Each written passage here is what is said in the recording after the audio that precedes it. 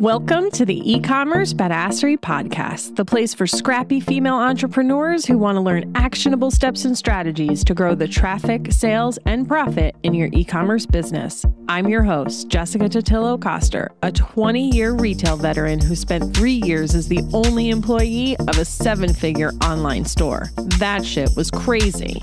I know exactly how it feels to do all the things, and I'm sharing everything I learned the hard way so you don't have to.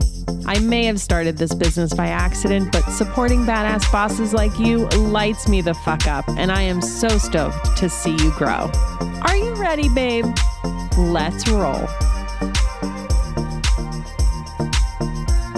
Welcome back to the eCommerce Badassery Podcast. I'm your host, Jessica Totillo-Coster. Every quarter in the lounge, we hold a week-long workshop with 2 calls and daily prompts to help members plan the next 3 months in their business. It's one of my favorite things in the lounge, and this most recent wrap-up call was so good, I had to share some of the takeaways on the podcast. Welcome to the last installment of this mini-series I'm calling Lounge Lessons. When you first started your business, you likely had simple goals like breaking even and not losing any money. Then over time, you set goals like paying yourself X amount per month or replacing your salary from your full-time job. And these types of goals make perfect sense when you're just getting started. But as you grow and reach big girl business status, you have to get more strategic and specific with the goals you set. A lounge member revealed that even after years of being in business, she's never actually set financial goals. She started off small like the rest of us, and then as the business grew, first, she replaced her full-time income, then her partner, and if memory serves, even her mother works in the business now.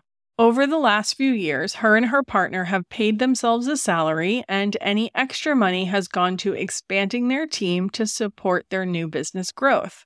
Now, we have a very heavy focus on setting financial goals in the lounge, and even have a handy spreadsheet that will tell you what you need to focus on to hit the goals you set.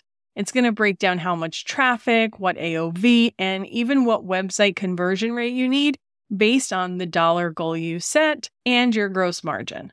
But if you don't even know what your goals are, there's no way to get started. The goals you set are going to depend on where you're at in your business and where you're trying to go. And it's really important you have a handle on the kind of business you want to create. Biggie had it right. Mo money, mo problems. The bigger your business gets, the more employees you need, the more responsibility you have. Do you really want the business that comes along with generating 7 figures in revenue? The investors on Shark Tank ask entrepreneurs all the time, do you really want the type of business that comes with having an investor? There's nothing wrong with having a small business that funds your lifestyle and only requires a tiny team. No one is putting pressure on you to grow except for you. So just be realistic about the type of business you want to create when you're sitting down to set these goals. For this particular lounge member, based on where she was already at, I just recommended she start by figuring out how much she wants to take home from the business and reverse engineer how much profit and revenue would be required to hit that number as take-home pay. She'll also need to consider what threshold of growth equals a new employee, because that employee's salary will limit what can be paid out to her. So if every additional $150K in revenue equals another employee that costs them $50,000, she's got to work that into her calculation. And again, there might be a cap on the number of employees she wants to be responsible for, so she should factor that in too.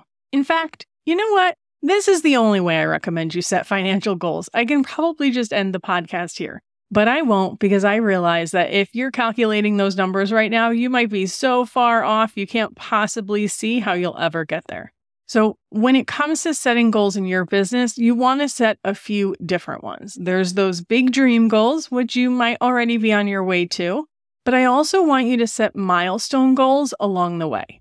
Not only is it easier to hit goals when they're broken down, but it gives you something to celebrate and be excited about. Hitting those milestone goals creates momentum, which keeps you motivated to keep moving forward.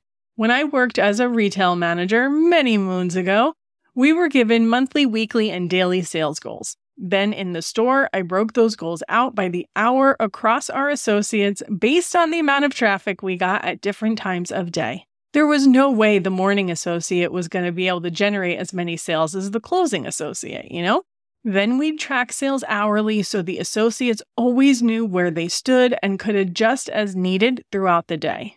By the end of their shift and by the end of the day, I'd always break down our shortfall into the smallest possible number. For example, let's say we had a sales goal of $5,000.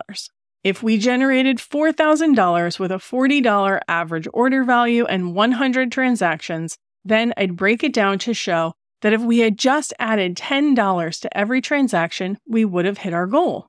That can be as simple as suggesting a piece of jewelry or an accessory the customer might like. It's the "do you want fries with that?"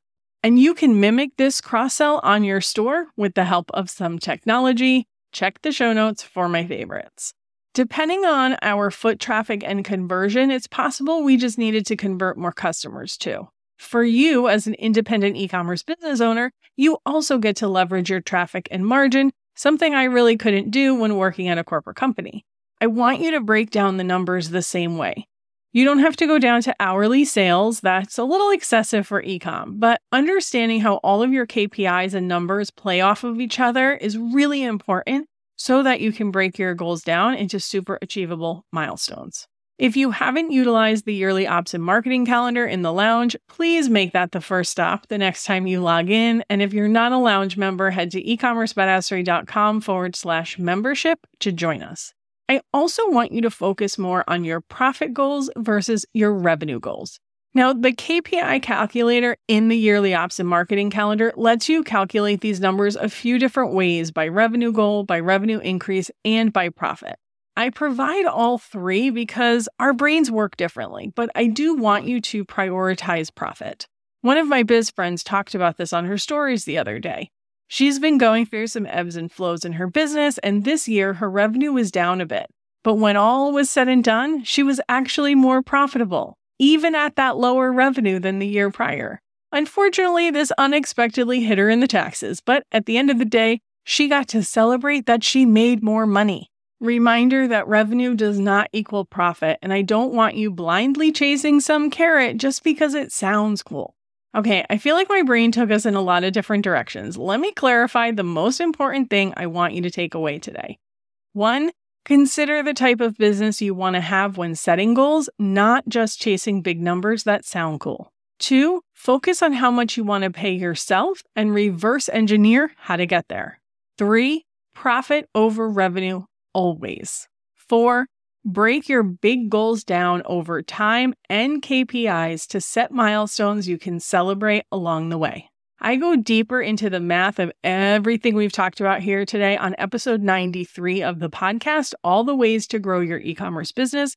So make sure you check that out. I'll stick a link in the show notes.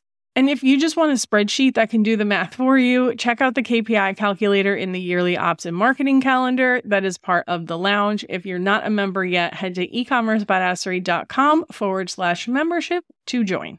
If you've never set financial goals in your business, now is the perfect time to start. As we inch closer to the unofficial holiday kickoff, having clear goals to measure against will make it a lot easier to see when you're successful and when you might need to step up your game. And that, my friends, is a wrap. I'm hoping that today gets you excited on how easy it can be to actually set and reach goals in your business versus overwhelming you. If it is overwhelming you, please go ahead and listen to episode 93. It breaks down the math and it will make this way easier for you. Of course, you can always come hang with us in the lounge as well to get the additional support that you need.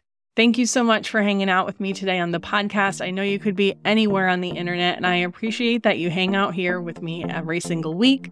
Have a wonderful rest of your day, a kick-ass holiday season, and I'll see you on the flip side.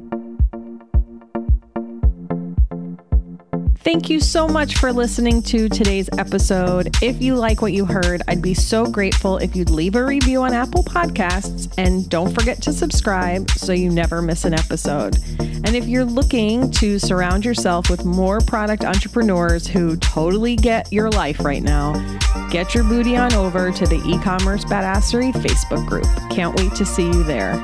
Until next time, e-commerce friends, stay badass.